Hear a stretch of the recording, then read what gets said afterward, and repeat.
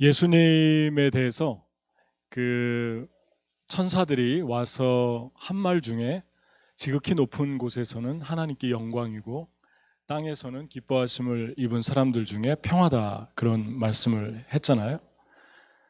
그러니까 하나님께 영광이라고 한 것과 사람에게 평화가 되었다라고 하는 것이 하나님에게는 영광이 중요하고 사람들에게는 평안이 정말 중요한 것 같다는 공감을 아주 우리가 100% 할 수 있죠.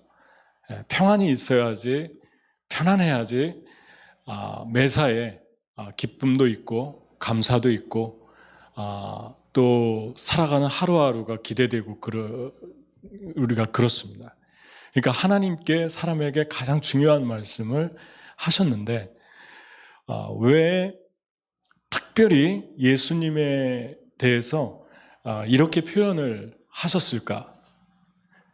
그것을 알려면 예수님이 이 땅에 오셨을 때 태어나기 직전에 천사들을 통해서 또 성경의 저자 몇 분을 통해서 예수님을 묘사하신 몇 개의 그 문장이 있습니다.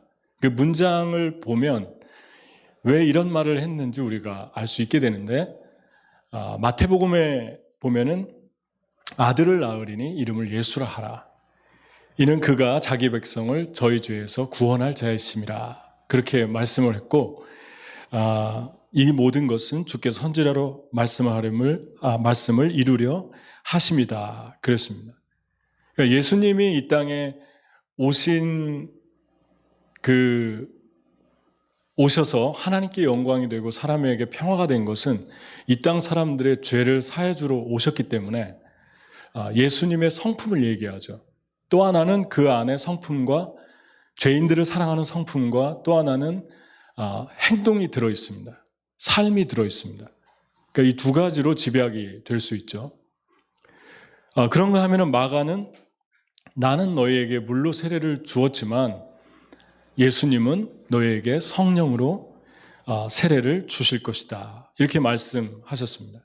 그러니까 예수님이 사람들이 성령을 받고 거룩한 삶을 추구해야 된다라고 하는 그 열정이 얼마나 크셨나, 그 성품을 보여주시고 또 동시에 예수님이 주시는 분이니까 행동하는 분이시니까 행동도 여기에 담겨 있습니다.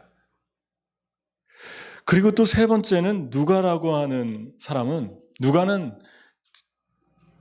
그 의사였고 마태, 마가, 누가 이제 복음에 우리 기록이 되어 있는데 직접적인 제자는 아니었습니다.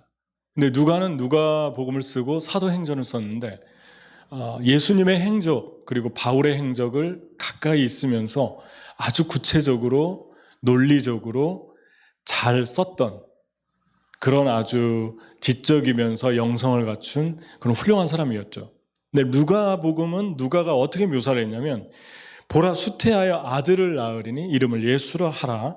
저가 큰 자가 되고 지극히 높으신 하나님의 아들이라 일컬음을 받고 그 조상 다윗의 위를 저에게 주시리니 영원히 야곱의 집에서 왕노릇 할 것이다. 여기에서도 예수님의 영원성, 성품을 얘기하고 있죠. 예수님의 본질이 영원성을 가지고 있는데 그 영원성도 역시 성품이 들어가 있습니다. 예수님은 영원한 왕이시다. 이 땅의 왕은 잠깐이죠. 길어야지 몇십 년 독재자들도. 하지만 예수님은 영원한 왕이시다. 쇠하지 않고 없어지지 않고 썩지 않는 영원한 왕이시다. 예수님의 성품을 말씀을 하고 있습니다. 그런가 하면은 요한은 태초에 말씀이 계시니라. 이 말씀이 하나님과 함께 계셨고 이 말씀이 이제 독생자가 되어 이 땅에 오셨다.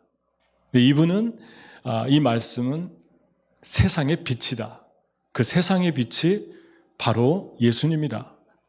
예수님의 성품을 얘기하죠. 예수님은 어두움이 아니고 빛이다.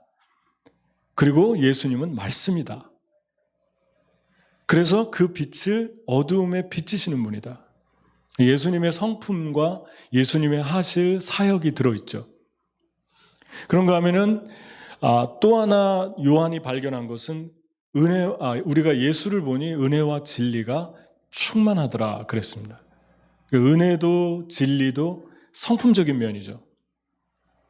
그래서 이거를 전체적으로 종합을 해보면은 예수님이 이 땅에 태어날 때 천사와 저자들이 주목한 것은 예수님의 어떤 이 세상이 가지고 있는 예수님의 가문의 화려함이나 부귀나 또 권세나 그런 어떤 족보를 얘기하고 있는 게 아닙니다. 예수님을 이렇게 짧게 몇 마디로 묘사한 것을 천사가 한 말을 저자들이 따로따로 증거했는데 그 증거는 오직 두 가지로 집약이 된다는 것입니다. 하나는 예수님의 성품이 들어있고 또 하나는 예수님의 행동, 삶이 들어있다는 거죠. 그렇다면은 거의 결론이 나온 거잖아요. 예수님의 삶과 예수님의 성품이 하나님의 영광이 되고 그 다음에 이 땅의 사람들에게는 평화를 가져왔다. 그럼 우리가 어떻게 해야지 하나님께 영광이 되고 사람들에게 평화를 흘려보낼 수 있을까가 이미 답이 나온 셈이잖아요. 하나님께 영광되고 사람에게 평화가 되는 것은 이 세상에서 대단한 업적을 이루는 것보다 그것이 아니라 정말 중요한 게 있는데 하나는 성품이고 또 하나는 삶이라는 것입니다. 그 성품을 삶으로 살아내는 삶이라는 것입니다. 이 두 가지가 변화돼 가고 성화돼 갈 때 하나님 영광 받으시고 이 땅에 생명과 평안이 흘러간다. 이제 그 말씀을 하고 있는 것입니다. 그럼 어떻게 예수님이 구체적으로 이건 전체적으로 브리프하게 지금 설명을 한 거고 구체적으로 복음서와 전체적인 예수님의 제자들이 증언한 서신서를 보면 예수님의 성품이 크게 이제 부각이 되고 있는데 그 부각된 성품이 어떤 것인가를 우리가 알아야겠죠. 첫 번째는 영원성입니다. 예수님이 우리에게 이런 말씀을 하셨죠. 제자들에게 6월절 전에 예수께서 자기가 세상을 떠나 아버지께로 돌아가실 때가 된 것을 아시고 세상에 있는 자기 사람들을 사랑하시되 끝까지 사랑하십니다. 사람들이 서로 사랑할 때 본능적으로 누가 가르쳐주지 않아도 영원하게 사랑하기를 원합니다. 친구를 사귈 때도 그냥 오늘 사귀고 내일은 끝나고 그렇게 사귀는 사람은 없을 거예요. 친구를 사귈 때도 이 사람하고는 영원히 사랑했으면 좋겠다. 영원한 관계가 됐으면 좋겠다. 배우자를 만날 때도 또 교회를 만날 때도 또 심지어 어떤 사람들을 우연히 만날 때도 모든 그 속에 사람들이 추구하는 것은 영원히 갔으면 좋겠다. 근데 그거를 누가 가르쳐 줬을까요? 이것은 예수님 안 믿는 사람들도 추구하는 바입니다. 예수님 믿는 사람들만 추구하는 게 아니라 예수님 안 믿는 사람들도 영원히 갔으면 좋겠다. 이 마음을 갖는 것 자체가 하나님의 성품이 사람들 안에 배어 있다는 것입니다. 그러니까 영원하냐? 이 세상이 영원하냐? 죽음 뒤에 영원함이 있냐? 이게 벌써 증거를 해주잖아요. 인간은 영원을 사모하는 마음을 하나님이 주셨다고 그렇게 구약에 전도서에 말씀하고 있잖아요. 영원을 사모하는 마음을 주셨다. 그 영원을 사모하는 마음에 가장 단순하게 표현할 수 있는 단적인 예가 이런 인간관계에서 계속 갔으면 좋겠다. 이것으로 표현된 거예요. 그렇다면 영원한 세계가 있는 것입니다. 사람이 만들어낸 것이 아니라 본능적으로 추구한다는 것은 영원한 세계가 있다는 것이고 그 영원한 세계 안에서 평안과 기쁨을 누린다는 것입니다. 이 세상에서 이 영원히 가는 관계는 어떤 관계입니까? 하나밖에 없죠. 가족 관계죠. 가족은 상대가 완벽하기 때문에 영원히 가는 게 아니고 부모님이나 자녀나 형제들의 약점과 단점을 강점을 다 알고 있는데도 계속해서 가족이에요. 왜 그렇습니까? 이 영원한 관계로 맺어졌기 때문에 그렇습니다. 그러니까 아담과 하와를 만들고 가정을 이루게 하셨는데 그들을 에덴에 두셨다라고 하는 것은 그 에덴은 기쁨이라는 뜻이잖아요. 에덴이. 그 기쁨이 그 에덴이 영원히 이 땅의 사람들이 영원한 관계를 맺고 변하지 않은 관계 속에서 서로 사랑하면서 살기를 원하는 하나님의 성품이 그대로 배어 있는 것이 에덴입니다. 그러니까 그 에덴에서 죄를 짓고 쫓겨났어도 계속해서 에덴을 갈망하는 거예요. 에덴을 다른 말로 표현하면 영원한 세상이에요. 영원한 세상을 향한 갈망이 있는데 그 갈망이 사람 관계에서 찾고 싶은 거예요. 내가 이 사람에게는 영원성을 못 느끼겠다. 그리고 이 사람하고는 관계가 끊어졌지만 내가 이번에 만나는 사람은 영원히 사랑할 거야. 그 마음을 계속해서 갖습니다.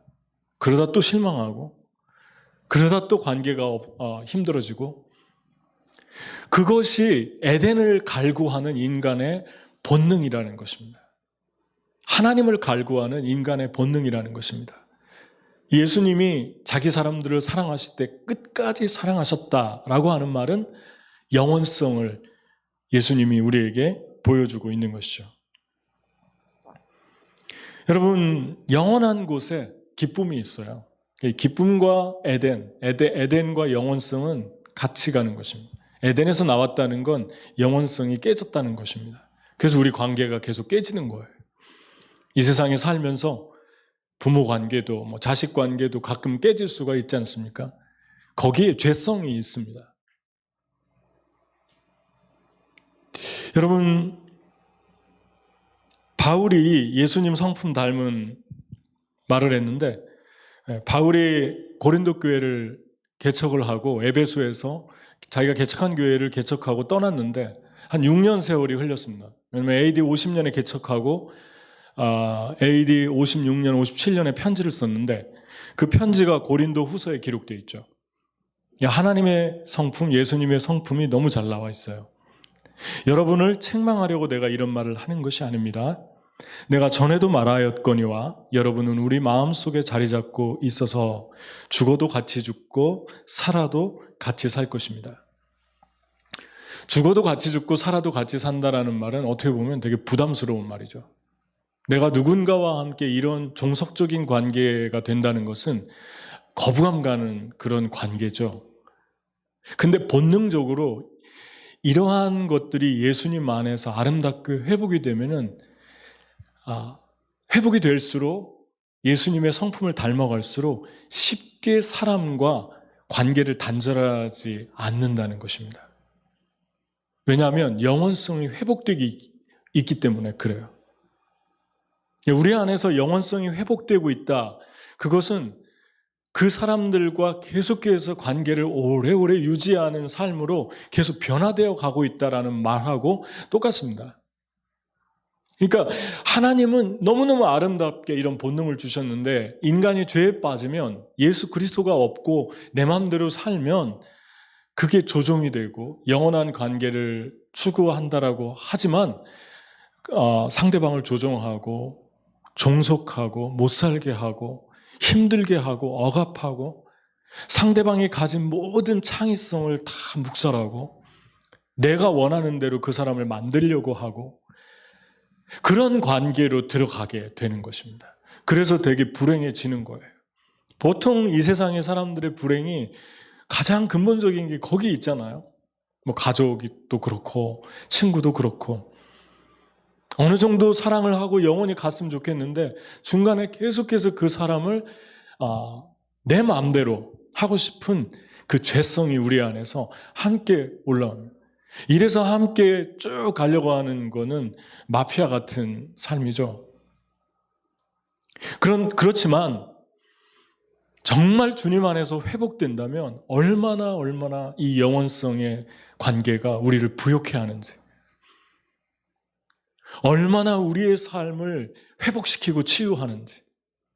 바울이 감옥에 갔을 때 계속해서 수십 년을, 바울이 예수님 믿고 죽을 때까지 거의 40년, 50년을 사역했는데, 순교할 때까지 처음에 나왔던 이름들이 디모데 후서를 쓰고 2년 후에 순교했잖아요. 이 디모데 후서는 바울의 유언장 같은 성경입니다. 근데 디모데 후서 마지막 장에 그 말을 하잖아요. 누가를 데리고 와라. 마가만 나와 함께 있다. 아무개를 데리고 와라. 그들이 몇십 년을 쭉 같이 감옥까지 간 거예요. 그거에 대해서 하나님이 너무너무 귀하게 보십니다. 이 가족의 관계가 된 것입니다. 가족. 아담과 하와의 관계가 된 거예요. 에덴을 회복하는 거예요. 그 에덴이 회복됐을 때 영원성이 회복됐다는 것은 에덴이 바로 똑같이 따라오는 거예요.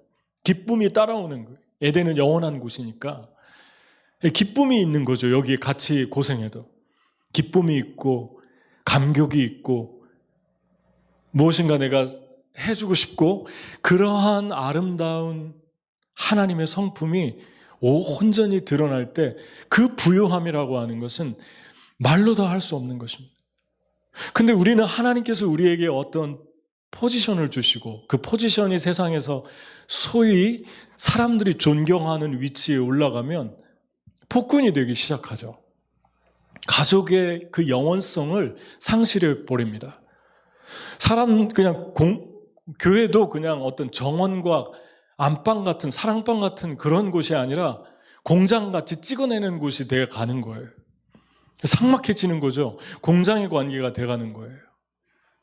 사람들이 와가지고 일하고 가고, 일하고 가고, 직장에서도 그렇게 사는데 교회 와도 그렇게 되는 거예요. 와서 그냥 어쩔 수 없이 하고 또 가고, 직장이 되어 가는 거죠.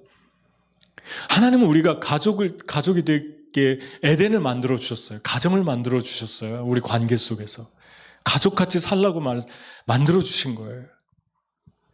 그 가족은 많은 곳에서 시작하지 않습니다. 한 가정에 아무리 많아도 10식구, 20식구 함께 한 집에 사는 게 초과할 수 없죠.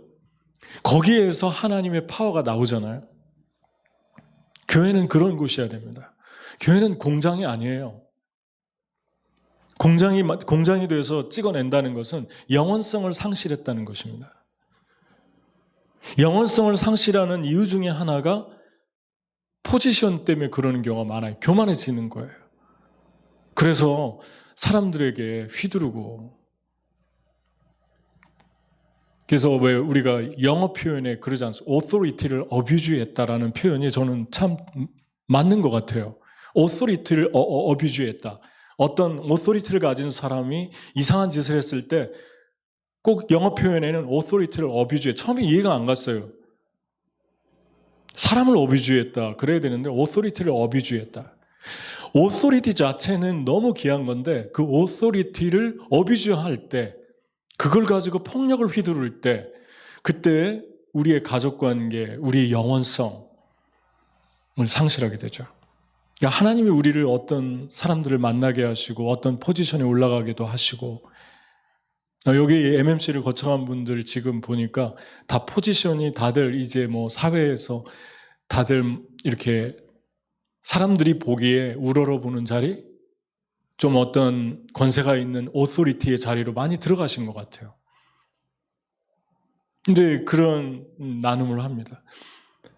정말 힘든 건 일이 아니라 사람들을 오토리티 자리에서 관계하는 것 같아요. 그런 얘기를 되게 많이 합니다. 그래서 꼭 목회하는 것 같아요. 사업하는 분들도. 너무 사랑하고 너무 좋은데 그 사람 한 사람 때문에 다른 사람이 힘들어지고 다른 전체가 힘들어지는 일을 마주할 때 오토리티를 어떻게 할 것인가? 여러분, 가족의 개념을 가지고 예수 그리스도와 깊은 친밀감 속에서 예수님과 내 관계가 공장이 아니라 가족의 관계, 아버지의 관계, 주님은 나를 일하기 위해서 부르신 분이 아니라 가족의 관계, 부모의 관계가 더 깊어질 때 우리 사랑 관계도 그렇게 영원성을 가지고 하게 되죠. 이번에 제가 저희 아들 때문에 뉴헤븐을 잠깐 갔는데, 저는 뉴헤븐을 2번째 갔어요.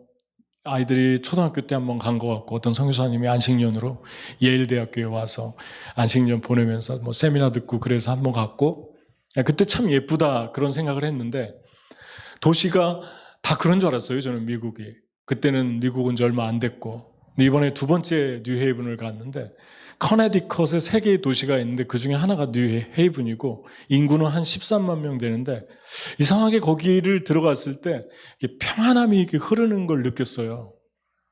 뭐 좀 영적인 거라고 할까요? 뭔가 이게 좀 다르다, 이게 평안하다. 근데 다운타운 한 중심부에 들어갔을 때 그 큰 광장이 있는데 거기에 크리스마스 트리가 예쁘게 있고 이렇게 탁 트였고, 거기에 가장 먼저 들어온 게 교회들이 한꺼번에 이렇게 쫙 이렇게, 교회들이 참 많다. 그리고 교회들이 정말 아름다웠어요. 그 평안이 가장 제가 느꼈던 건 참 피스풀하다 그걸 느꼈는데, 저희 아들이 이제 그 자기와 함께 일하는 그 판사님인데, 연방법원 고등 판사님인데 정말 훌륭하신 분이라고 제가 들었어요. 그래서 뭐 예일대학교 법대 학장을 하시고, 또 제자들이 대법원에도 가고, 미국을 움직이는 사람들이잖아요. 그러니까 얼마나 존경받겠습니까? 근데 만나고 싶다고 저희 이제 학부모로서 만나게 된 거죠. 그래서 너무 저도 당황하고, 그 코비드인데 그분이 89세인데 미안하기도 하고, 그래서 마스크를 쓰고 이제 초대를 받아서 갔는데, 가자마자 그 도시를 보여주면서 이 도시가 어떻고 하는데, 그 도시를 참 사랑하시는 분이었어요. 그래서 이제 앉아가지고 얘기를 하는데, 자기 아내가 회중교회 멤버고, 회중교회는 청교도들이 내려와서 회중들이 결정을 하는, 민주정치를 하는 그러한 청교도들의 후예들이 세운 교회입니다. 근데 그 커네디컷 뉴헤이븐의 그 커네디컷의 퍼스트 가버너였고, 아내의 그 아버지가 자기는 캐톨릭을 나가는데 하나님을 믿고 예수님 믿고 같이 서로 존중하고. 그래서 제가 저희 아들한테 들은 얘기는, 그 여자분이, 그 아내분이 지금 그분도 많이 늙으셨는데 그 홈레스도 되게 많아요. 근데 홈레스도 좀 다른 것 같아요, 여기 분들하고. 홈레스들이 돈이 없으니까 홈레스 카페를 만들고, 그 카페에 와서 돈은 안 내고 음식을 오더해서 드실 수 있도록 인격적으로 대해주는 거죠. 그러니까 돈은 안 받는데 손님으로 주문을 다 받고 그런 카페를 만든 거예요, 이 여자분이. 신실하신 크리스찬인데. 그러면서 이 땅의 처음 시작 같은 그런 얘기들을 쭉 하면서 뉴헤이븐을 얼마나 사랑하는지, 그러면서 우리가 같이 공감한 거는 피스풀하다, 그런 걸 느꼈어요. 그래서 제가 너무 여러분도 한번 나중에 한번 갈 기회가 계시면은, 뭐 가본 분도 계시겠지만, 그래서 이런 분들 때문에 이 피스가 하나님께 영광이 되고 사람들에게 평화가 흘러가는 것 같다, 그런 생각이 들었어요. 근데 좀 더 나가서 이 뉴헤이븐이 너무 아름다워서 제가 그 역사를 찾아봤어요, 구글에서. 그랬더니 더 은혜스러운 말이 적혀 있는데, 그 매사추세츠에 있던 청교도들이 500명이, 그 청교도 후예들이죠, 1604년에 메이플라워를 타고 102명이 와서 1년 지나서 반이 죽고 51명이 살았는데, 인디언들이 다 도와줬죠. 근데 그분들이 하버드를 짓고 교회를 짓고 크리스찬 세계를 만든 거예요, 도시를. 근데 그분들이 500명이 내려온 곳이 커네디컷이었고, 커네디컷에서 뉴헤이븐에 도시를 건설했는데, 이 청교도들이 그 하나님이 통치하는 도시의 개념을 가지고 도시를 만들어간 거예요. 예일도 물론 크리스찬 청교도들의 후예들이 만든 그러한 학교고, 그래서 한복판에 학교가 있는데 학교도 교회도 구분이 안 갈 정도의 건물이었어요, 저는 볼 때.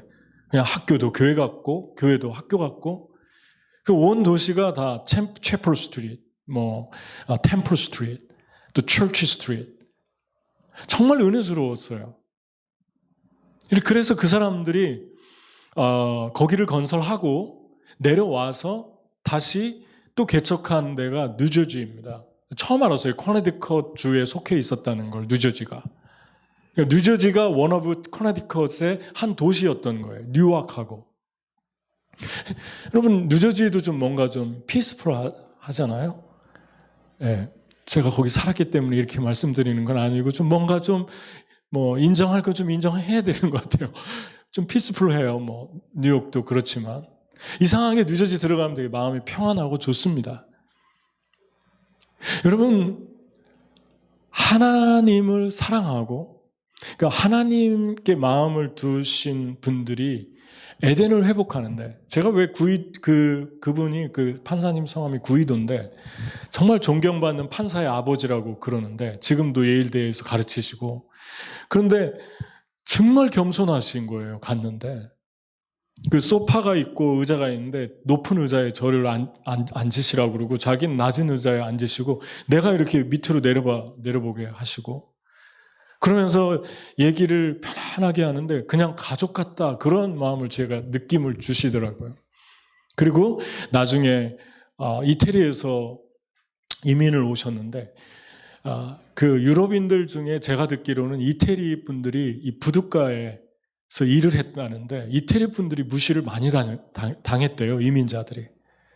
근데 이분은 지금도 이태리, 자기 아버지가 부모님이 이태리 분이고 이태리에서 7살 땐가 왔는데 이태리를 사랑하고 그 이민자들에 대한 마음을 너무 많이 가지고 있는 거예요. 대화를 이렇게 주고받는데 자기는 미국 와서 축복을 너무 많이 받았대요. 그렇지만 미국도 이민자들에 의해서 축복을 너무 많이 받았습니다. 그렇게 얘기하시는 거예요. 그러면서 나중에 그 이태리 플로렌스에 자기 집이 있으니까 놀러 오라고. 근데 그게 진심으로 이렇게 느껴지는데 그냥 가족 같은 그런 느낌이었어요. 그리고 크리스마스가 됐는데 차를 타고 가는데 저희 아들한테 전화를 해서 메리 크리스마스를 한 사람씩 다 해주고 클럭들 한 사람 한 사람한테 해주고, 이 클럭들이 그분을 볼 때는 하늘 같은 분이죠. 그래서 가자마자 클럭들이 한 달 안에 이렇게 막 얼마나 그분을 떠받들겠어요. 근데 한 달 같이 살고 결정했대요. 아부가 안 통하는구나. 그래서 아부를 안 하기로 다 내려놨대요. 저는 89세가 됐는데 참 신선한 것 같아요. 자기한테 아부하지 못하도록 사람들한테 메시지를 줬다는 것은 살아있다는 거 아닙니까? 얼마나 존경하는 사람들이 많겠어요. 전 되게 살아있는 분 같았어요. 젊은이 같고 프레시하고.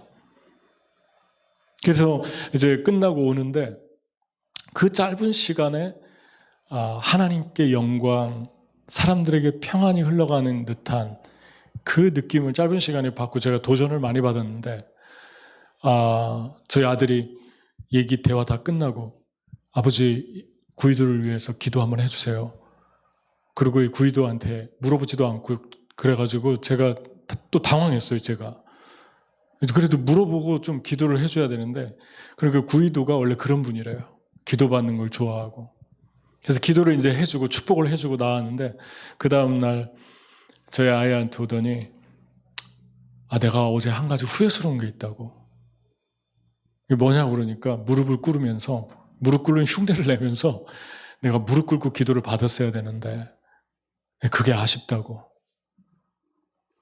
저는 우리가 어떤 높은 포지션에 올라갔을 때 계속해서 우리 자신이 프레시하게 그 선을 지킨다는 것 자체가 존경스러운 것 같아요. 어떻게 보면은 뭐 대단한 거 아니죠. 똑같은 사람인데. 근데 그걸 망각하다 보니까 이게 무슨 이게 찍어내는 듯한 공장, 가족 같은 따뜻함이 없고, 사람은 너무너무 많다고 모였는데 뭔가 이렇게 생명과 생명의 만남이 없고, 교회 지도자도 무슨 연예인 만나는 것 같고. 하나님이 우리에게 교회를 왜 주셨습니까? 교회 가서 한 명 한 명 가족처럼 그렇게 사랑하라고 준 거예요. 그게 영혼성의 회복입니다. 아멘. 얼마나 아름답습니까? 이 세상에 조금만 뭐 하면 그냥 뭐 이런 말 저는 이런 단어 안 좋아하는데 뭐 갑질 뭐 이런 거 이런 말이 이런 단어들은 만들어지지 말았어야 돼요. 그 단어 자체가 수치스러운 단어입니다. 여러분 이러한 영혼성에 대한 사람 안에 준 갈망, 본능이 여러분이 걱정 안 해도 되는 영혼이 있다는 증거입니다. 예수님이 영원하시고 하나님이 영원하시고 그래서 예수 안에서 나이 들어간다는 것은 점점 하나님 볼 날이 가까워진다는 것은 익사이링한 것입니다. 설레이는 것입니다. 내 아버지 집에 가고자 한밤을 새웠네. 아버지 집에 가고 싶어지는 마음이 들어야 됩니다. 그리스도인들은. 그리워하는 마음.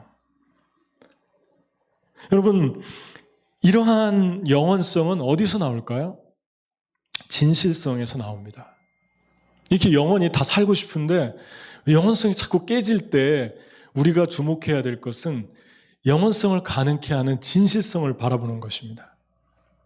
진실성에 대해서 좀 구체적으로 한번 생각해 봅시다. 너무 막연하게 우리가 알고 있는데 성경에서 말하는 진실은 뭘까요? 예수님께서 비유를 말씀했는데 두 종류의 종에 대해서 말씀했습니다. 그러니까 한 종류의 종은 주인이 자기 소유를 맡기고 돌아갔어요. 어딘가로 가셨어요. 그런데 주인이 온다고 그랬어요. 내가 다시 올 것이다.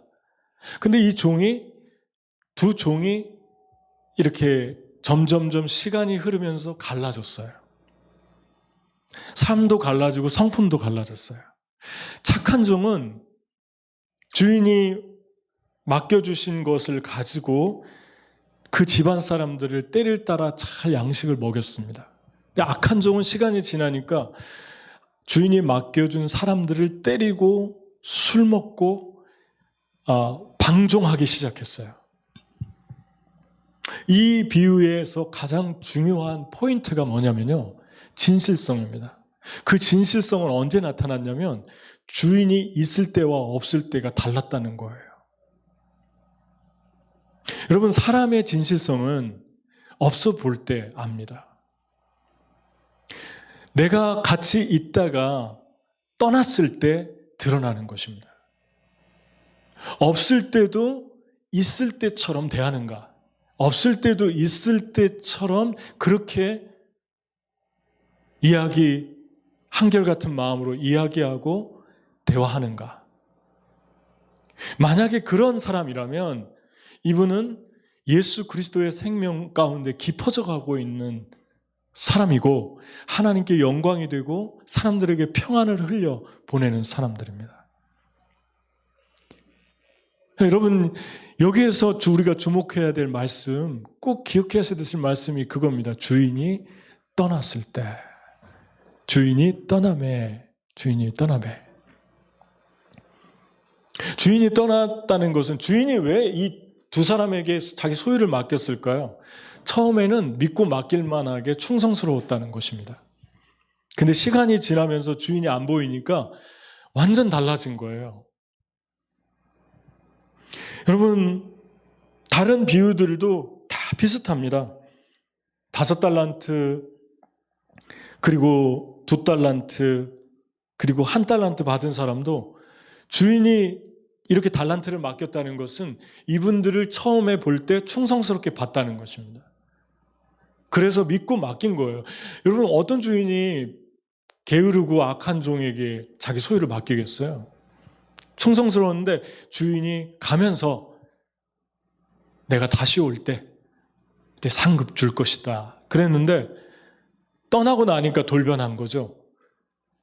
한 달란트 받은 사람이 이분은 심지 않은 데서 거두고 고리대금 업자처럼 나를 이용해서 유익을 보려고 그러네. 그러니까 주인이 왔을 때 한 말이 그거잖아요. 그러면은 그거 은행에 갖다 줘서 이자라도 남기지 그랬네. 이 사람의 문제점은 무엇입니까? 이 사람은 주인이 처음 나눠줄 때 이런 표현을 안 했다는 거예요. 주인이 떠나고 안 보이니까 이런 표현을 했다는 것입니다. 여러분, 진실성이 무엇입니까? 명료합니다, 성경은. 하나님이 안 보여도 우리 삶에서 하나님이 멀리 희미하게 보이는 것 같을 때가 있습니다. 그럴 때에도 하나님이 옆에 계신 것처럼 사는 거예요. 이 진실성은 언제 이 세상에서 보도록 드러나냐면 사람을 관계할 때 하나님을 관계하는 만큼 비례함으로 나타납니다. 그러니까 하나님과 이런 관계 속에 사는 분들은 사람에게도 그렇게 대합니다. 있을 때나 없을 때나 진실합니다. 똑같습니다. 그런데 하나님에게 그런 삶이라면 사람에게도 마찬가지예요. 그 사람하고 헤어졌을 때 뒤에서 딴소리 하는 거예요. 있을 때 하죠, 있을 때. 앞에 대놓고 하죠. 얼마나 진실합니까? 앞에 대놓고 하는 거. 우리 주님께서 우리에게 주신 비유, 내가 다시 올 때. 무슨 말입니까? 내가 보이지 않을 때. 그때 네가 진실한가?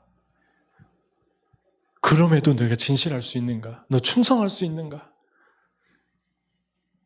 여러분, 내 삶은 어떻습니까? 이 진실에서 영원성이 나옵니다. 영원성, 에덴을 만들어 갑니다. 진실하다는 것, 여러분 우리가 한번 깊이 생각해야 될 주제입니다. 왼손이 하는 것을, 오른손이 하는 것을 왼손이 모르게 하라. 불가능한 일이잖아요.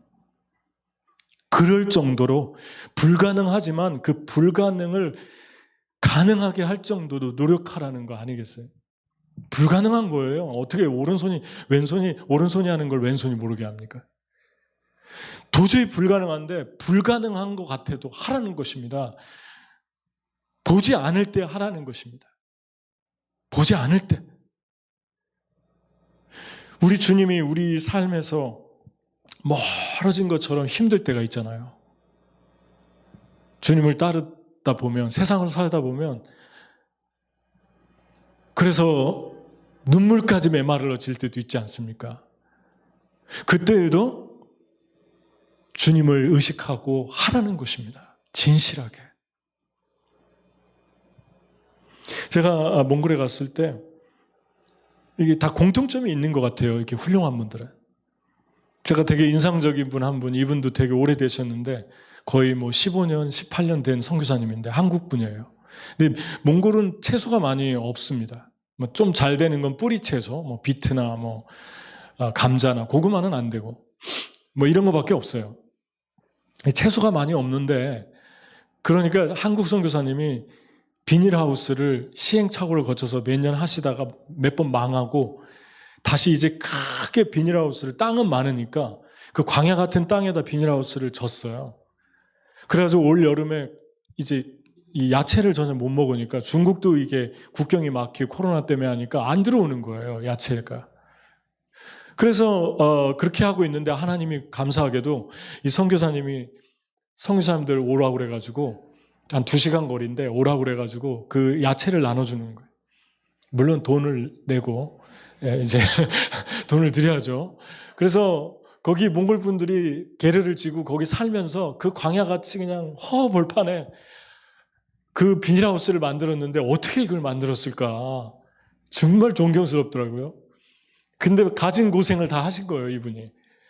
근데 그 비닐하우스 그 과일들이 올게닉이고 너무 맛있는 거예요. 다 있어요, 거기. 그 비닐하우스 들어가 보니까.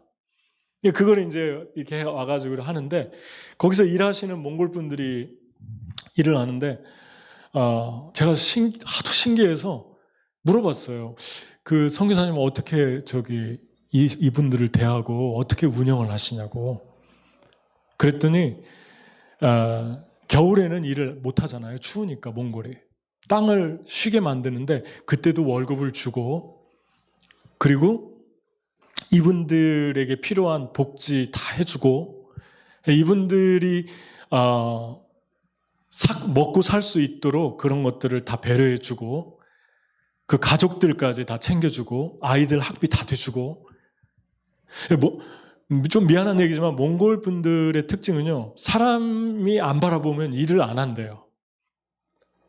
사람이 안 바라보면. 그래서 저도 면허증 시험을 볼 때 몽골어를 영어로 번역하는데, 그 바다미가 카페벤에 앉혀가지고 그 모이스 다니는 대학생 2명 남자아이들을 데려와서 트랜슬레이트 시키는데, 저는 미안해가지고 아침에 9시에 가지고 저녁 늦게까지 있으니까 미안하잖아요. 밥만 사주고 그 시간, 그래서 이제 좀 집에 돌려보내라고. 그러니까 그 바다미가 그러는 거예요. 목사님 얘들 집에 가면 절대 안 한다고. 여기서 같이 해야 된다고. 그래가지고 그 9시, 저희는 못 앉아있겠더라고요. 9시부터 한 7시 되니까 지쳐가지고 도저히 못 앉아있겠는 거예요. 그래서 이제 공부하다 그냥 가고, 걔들은 계속 트랜슬레이트 하고. 여러분, 이제 걔들 갖다 주라고 이게 헤드셋도 목사님이 선교용품으로 사우스다코타 갈 거라 했는데 못 줘가지고 줬어요. 그래서 5개 줘가지고 지금 갖다 주려고 그래요. 설레는 마음으로. 그런데 몽골 분들의 특징이 그렇대요. 다 이구동성으로 하는 말이 몽골 분들을 안 보면 안 한대요. 일부러 그러는 게 아니라 그냥 그게 습성이 돼 있대요. 그러니까 이분이 울란바토르에 사는데, 이 선교사님이 울란바토르에 계실 때는 일을 안 해야지 맞는 거예요.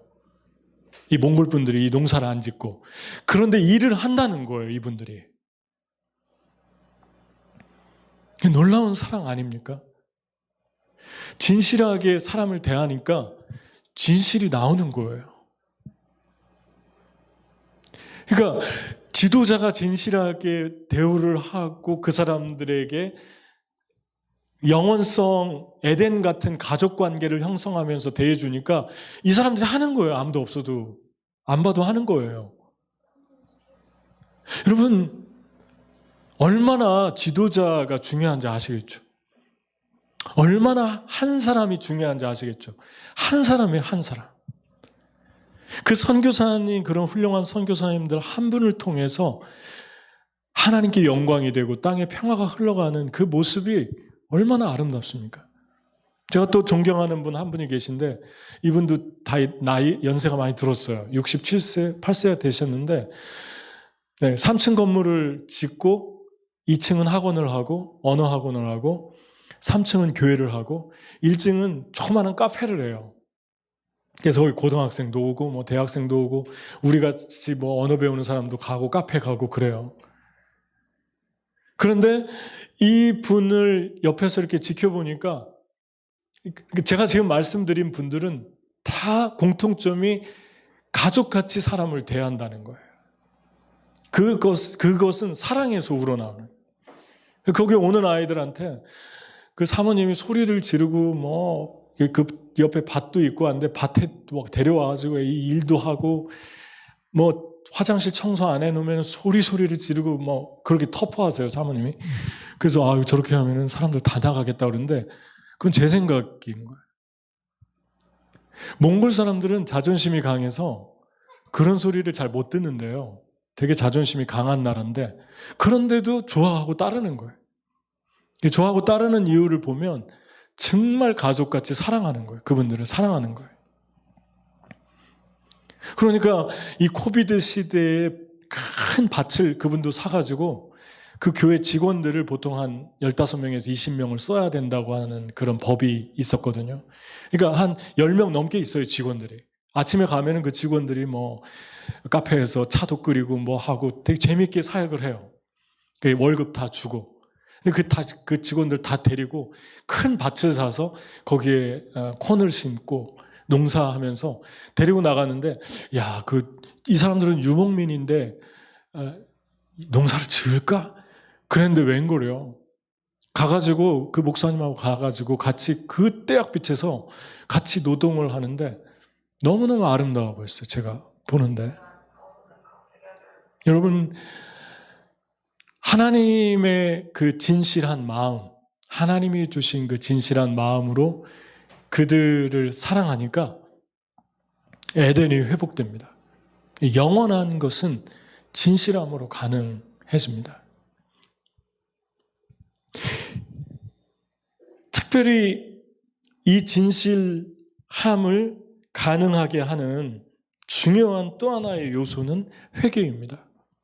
회개 없는 진실이 없고 진실이 없는 회개가 존재하지 않습니다. 그래서 여러분 진실하다 그러면은 나는 누구하고도 안 부딪힙니다. 나는 그냥 관계가 다 괜찮습니다. 나는 모든 사람과 잘 지냅니다. 하고 광대처럼 24시간 이렇게 맨날 이렇게 삐에로처럼 웃고 그런 걸 말하지 않습니다. 진실하다는 것은 가족도 같이 살다 보면 부딪히는데 반드시 부딪히게 돼 있죠. 특히 내가 누군가를 잘해주고 사랑 좀 줘야겠다 하면 그때부터 부딪힙니다. 그거 안 하면 안 부딪히죠. 부딪힐 이유도 없고. 누구에게 사랑을 줘야겠다는 것은 지금부터 내가 누구와 부딪히겠다라고 결정하는 것입니다. 그래서 이렇게 지내게 되는데 이럴 때 중요한 것, 부딪힐 때, 사람하고 부딪힐 때 중요한 것 두 가지는 기본적으로 너무 중요하죠. 하나는 시편 기자처럼 고백하는 거예요. 하나님께. 그냥 감정을 다 고백하는 거예요. 시편 기자는 때로 심하면 상대방을 미워하고 안 좋은 말을 하는 것도 다 적고 있잖아요. 하나님께 다 고백하는 거예요. 내가 그 사람이 믿고 싫고 다 고백하는 거예요. 전에도 말씀을 전할 때 말씀했지만. 두 번째는 정말 성숙한 사람과 나누는 거죠.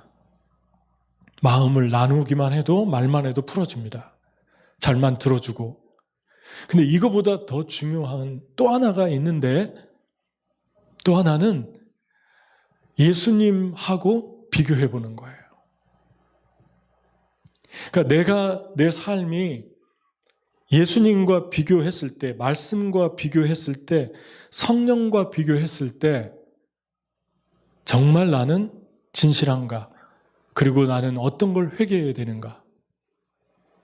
근데 우리는 보통 누구와 비교를 하냐면 옆에 사람하고 비교하고 나보다 조금 영적으로 괜찮은 나보다 좀 지도자인 분하고 비교해서 이렇게 잣대 기준을 삼습니다.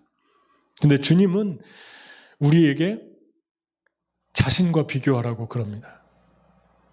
내가 거룩하니 너희도 거룩해라. 자신과 비교하라고 하십니다. 아들을 낳으리니 이름을 예수라 하라. 이는 그가 자기 백성을 저희 죄에서 구원할 자이심이라 하시니라. 내가 진실하게 회개했나 안 했나 잘 모르잖아요. 그 기준은 내가 진실하게 뉘우쳤나 안 뉘우쳤나 그 기준은 반드시 회개가 동반돼 온다는 것입니다. 아무리 내가 잘한 것 같아도 내가 잘못한 게 보일 수밖에 없죠. 예수님하고 비교하면. 말씀과 비교하면. 그때 우리가 회개하게 됩니다.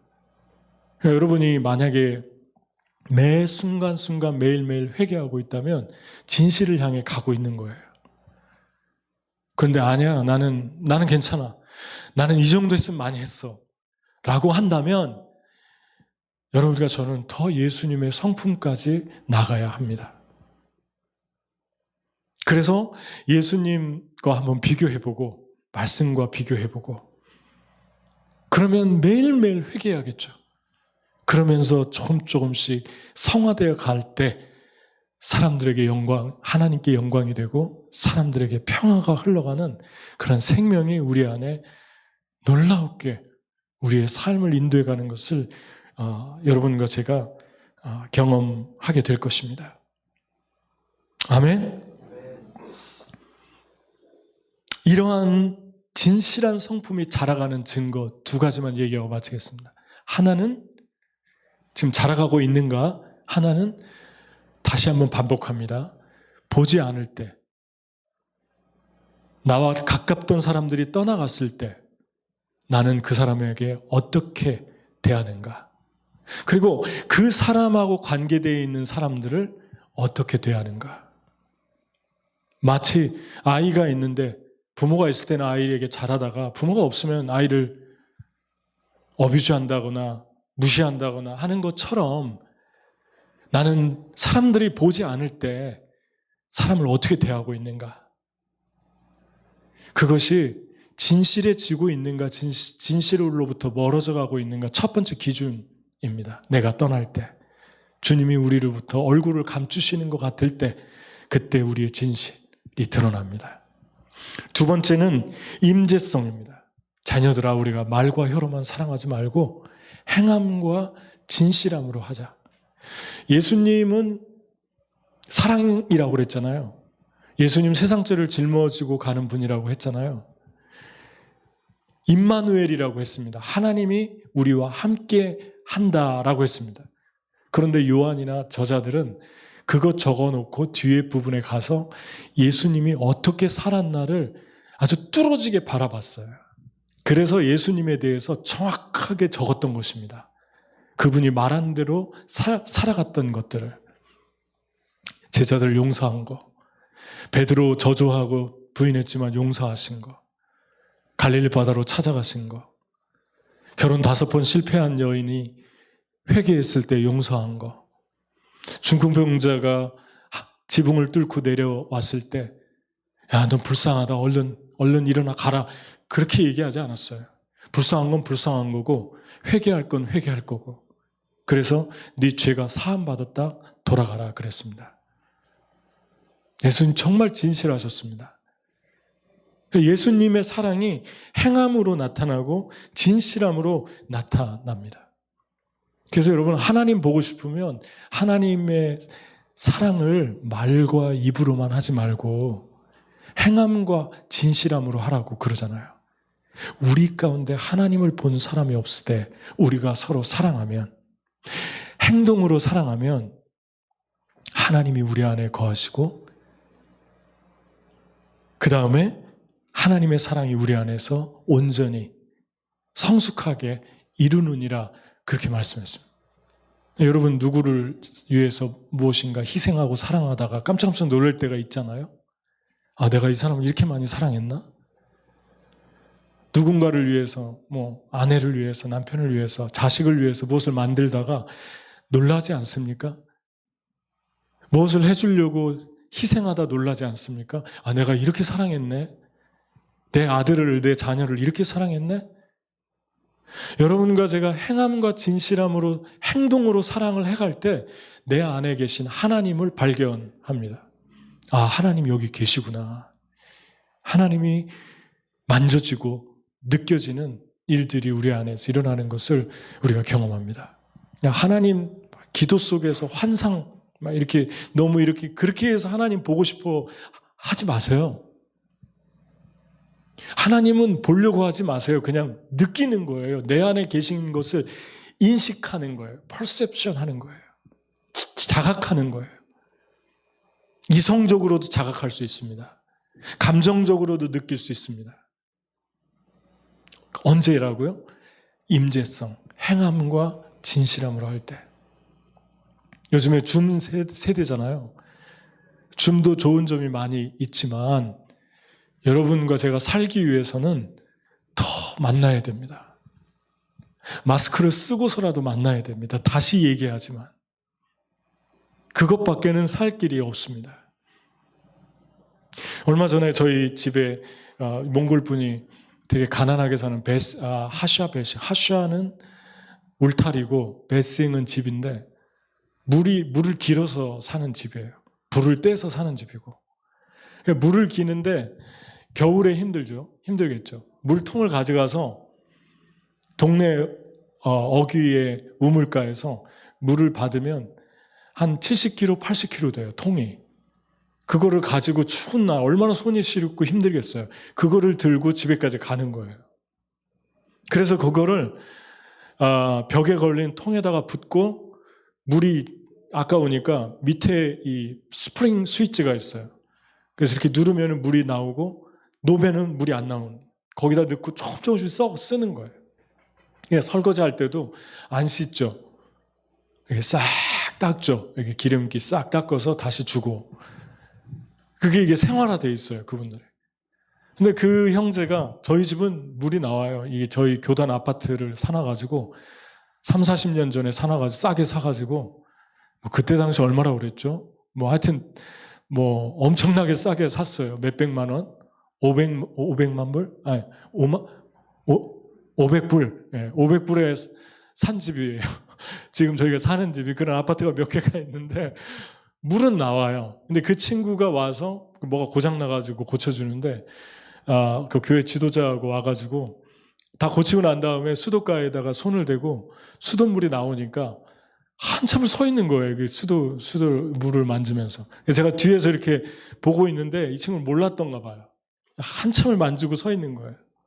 그래서 제가 이렇게 뒤에서 보다가 왜 저 물을 저렇게 손을 대고 있지? 그랬는데 얼마나 좋으면 만지겠어요, 물이. 자기 집은 물이 없는데.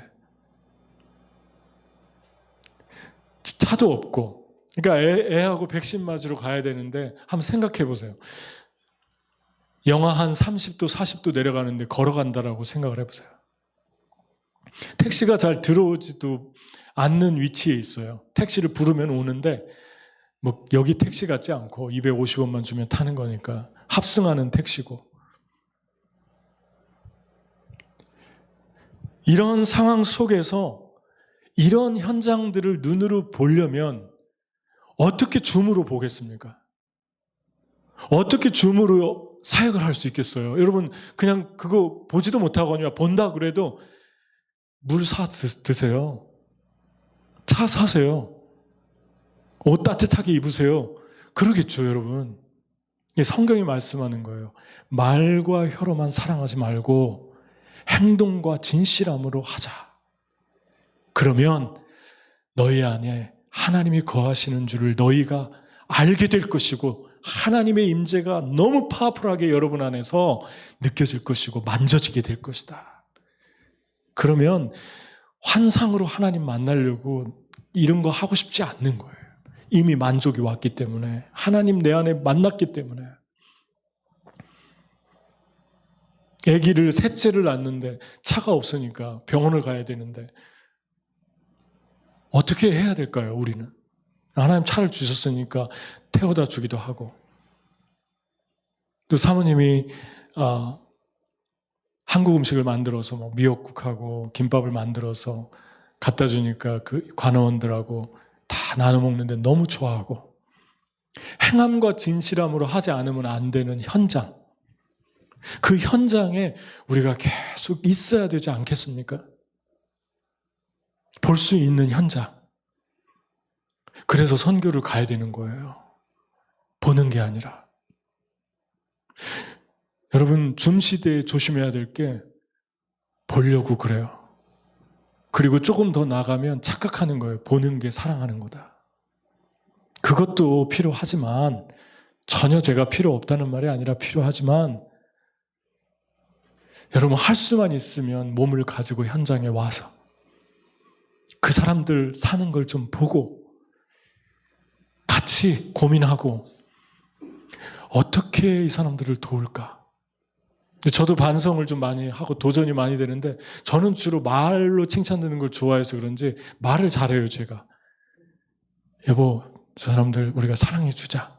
그러면 플랜은 저희 아내가 세우고, 김밥을 만들 것도 저희 아내가 만들고, 미역국 만들고, 그리고 전화해가지고 어디서 만나자 그래가지고 갖다 주면 저는 운전만 하고, 운전은 뭐 아무나 하잖아요.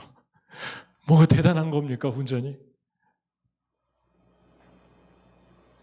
행함과 진실함으로 하자. 이게 임재성입니다. 그러니까 여러분이 엄마를 사랑할 때, 명찬이 엄마를 사랑할 때 말로만 엄마 사랑해요가 아니라 어떻게, how do I treat my mom? Think about it. 생각하는 거예요. 생각해. 어떻게 크리에이티브하게 만들어낼까? 사랑은 동사입니다. 여러분, 예수님은 줌을 보면서 하늘에서 줌을 통해서 얘들아 너무 힘들지? 조금만 힘내. 그렇게 하지 않았어요. 사람의 몸으로 나셔서 사람의 몸으로 가장 가난한 집에 오셨고 함께 사셨고 자기를 만지게 하셨고 상대방을 더 높은 자리에 앉히셨고 자기는 밑에 앉히셨고 그리고 거기 그들과 함께 먹었고 그들과 함께 같이 웃었고 울었고 같이 걸었고 같이 포옹했고 느꼈어요. 그래서 우리가 할 말이 없는 거예요. 예수님 거짓말하지 않으셨으니까. 40명의 구약과 신약의 저자들이 다 그것을 다 다르게 예수님에 대해서 썼으니까 실제 있었던 일이라고. 여러분, 저는 여러분이 예민한 세상, 한시적인 세상, 나에게 유익이 없으면 쉽게 등을 돌리고 있는 데에선 잘하는 것 같은데 없는 데에서는 딴 얘기하고 그런 얄팍한 세상 속에 살아가고 있지만 그런 관계가 아니라 하늘의 성품을 간직한 오늘 말씀의 제목처럼 예수님의 성품까지 가게 되기를 축복합니다. 저도 거기를 향해서 가고 싶습니다. 우리 힘으로 안 되니까 예수님이 오신 거예요. 내 안에 사시는 분은 예수 그리스도시니 이제는 내가 사는 것이 아니라 예수 그리스도께서 사신 것이라. 우리는 못해요. 우리는 조금만 건들면 내 권리가 먼저 올라오기 때문에 못합니다. 그러면 맨날 부딪혀야 되고 맨날 싸워야 돼요. 이 도시에 살면서 여러분 그런 거 많이 느끼잖아요. 권리만 조금만 내 권리만 내세우면은 어떤 것도 쉽게 넘어갈 게 하나도 없어요. 다 무시하는 사람들 같고 예의가 없고 불친절하고 이런 분들이 너무 많지 않습니까? 주변에. 스트레스풀하니까 도시의 삶이. 그런데 다시 한번 생각하고 내가 예수님처럼 살아야 되는데 예수님의 사람들이기 때문에 그렇습니다. 몽골 분들 사랑하지만 저도 이해가 안 갈 때가 너무 많고 또 몽골 분들의 삶의 스타일이 싫을 때도 있습니다.